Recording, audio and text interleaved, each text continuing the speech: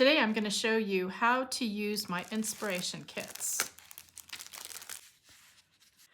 In every kit you're going to get a focal image and some other bits and pieces, and you're going to get document pages that you can use on your substrate. Now you don't have to use everything in the kit, but it's nice having a variety of things that you can use or decide what you want to do with.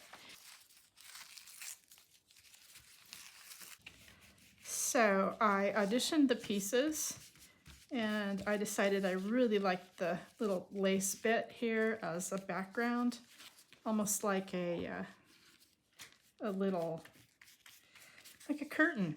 And then she's just gonna sit here. I think this piece works perfectly right here.